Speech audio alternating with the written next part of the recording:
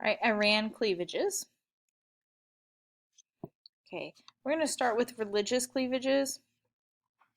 The different religions in Iran are Shia Muslim, Sunni Muslim, and you also have 1% of other religions like Jews, Christians, Zoroastrians, and the Baha'i. The Constitution does recognize the religious minorities, but not the Sunnis. The two splits of Islam, Sunni and Shiite. Remember, the Shiites believe that Muhammad and his direct descendants are supposed to be the religious leaders. And that is really the basis of what Iranian theocracy is. So they don't recognize the Sunnis, not in the Constitution, but the other religious minorities do have freedom to practice.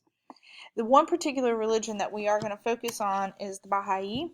The Baha'i faith has been put under a lot of scrutiny and persecution by the Iranian government. They are considered an unholy offshoot of Islam, or what you might consider heretics. The reason they are considered heretics is because the Baha'i believe in the idea that the individual is responsible for religious practice, and the individual is responsible for um, like your spirituality. So this really kind of conflicts with a country that is run by mullahs and a supreme leader, where the focus of religion is supposed to be on the leadership of the Islamic religion and not the individual. And that's why they're considered heretics or an unholy offshoot. They also are really associated and close to Israel, and Iranian government and Israel do not get along. So that would be an issue here with this particular group. Because of their ties with Israel and because they're considered to be heretics, their leaders have been executed and imprisoned and tortured, and their schools have been closed and their community property taken away and acquired by the state.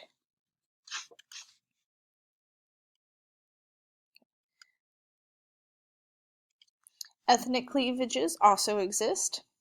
Some ethnic cleavages that you will find can be depicted in this map.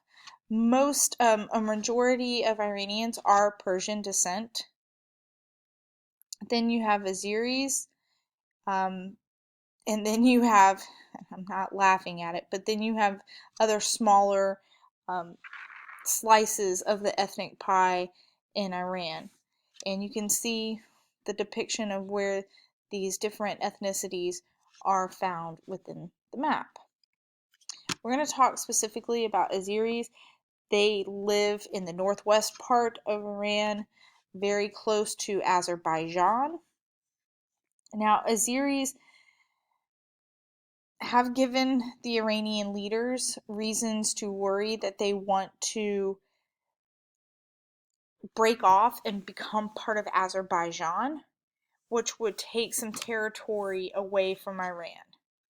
So if you see the purple area right here, they would like to, there's reason for Tehran to believe, so there's Tehran, so you see how the proximity of this area, how close it is to the capital, that the ethnic individuals in this area would like to break off and become a part of their, I guess, home state. So these are a nation of people that are outside of their state. Azeris, they don't speak Persian, but they are Shiite. So that is the one cross-cutting cleavage that they have. And actually, the current supreme leader is Azeri. So again, that's going to be that cross-cutting cleavage. Kurds and Arabs tend to be Sunni Muslims. And of course, like I said, the Constitution doesn't recognize the Sunni Muslims. You're going to find most of your Arab and Kurdish population. All right, so here's your Arab population, your Kurdish populations right here. So again, along the border. So if the government doesn't recognize Sunni Muslims, And they don't have really, the Kurds and the Arabs really don't have anything to connect them to the Persian ethnicity like the Azeris have the connection of religion or Shiite religion.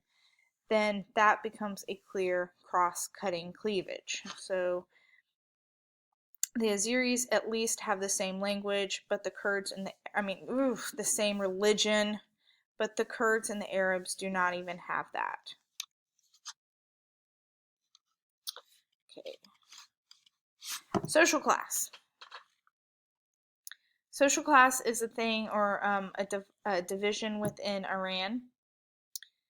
You have a lower middle class and peasantry, and they really do support the regime. Um, Partly because they have benefited from the government's programs.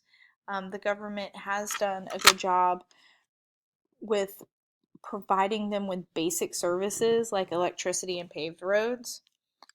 The middle and upper class, which tend to have higher levels of education, question the clerics and question the clerics' control of their society. So they're going to be the ones that question the supreme leader.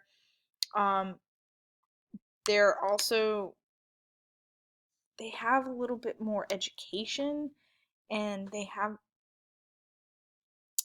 a little bit more of an open mind to a secularized society. Um, they're not necessarily as apt to be told what to do as the peasantry or lower middle class, which may not have as high of a level of education. So, what you actually see is when the middle and upper class just are over it and don't want to be told what to do by the clerics and don't enjoy the control of the society that the clerics or the supreme leader has over Iran, they actually leave the country. And it's a phenomenon called brain drain. So 25% of college educated Iranians leave Iran to go work somewhere else. And you can see that the larger the arrow, the larger the population that moved into a country. And we actually, in the United States, have a large population of Iranian brain drain individuals who are leaving Iran because of lack of opportunities.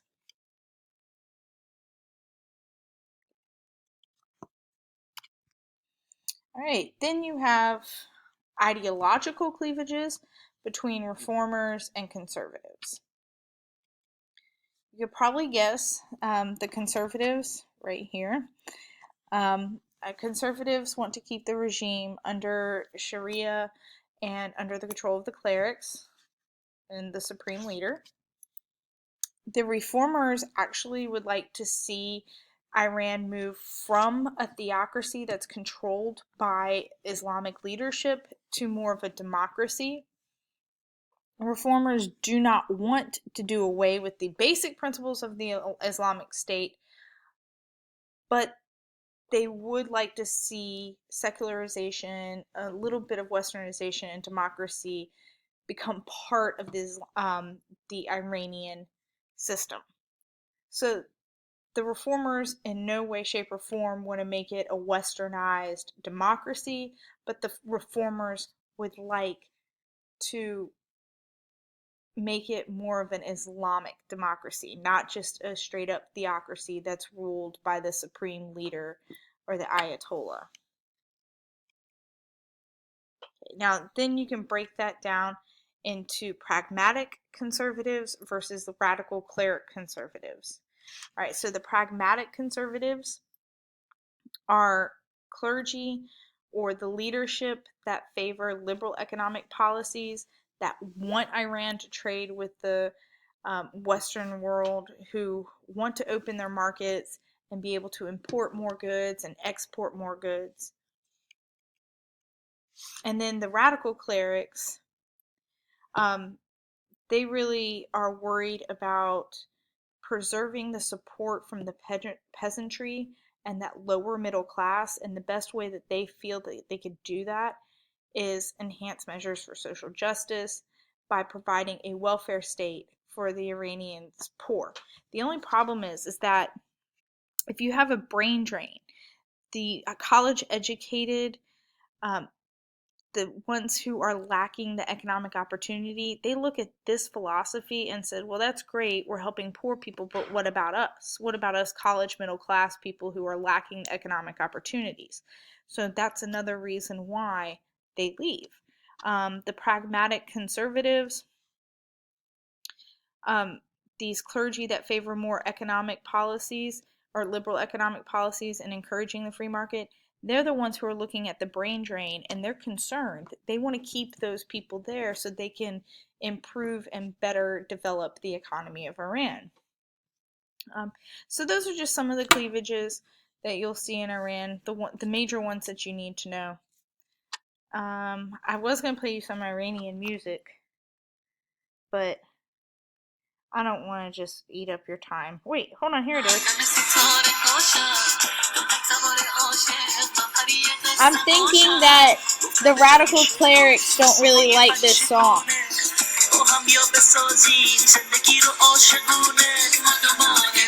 This is from Aryan band. It's called Paravaz. It's on the Iranian Spotify mix. Yeah, that's exciting.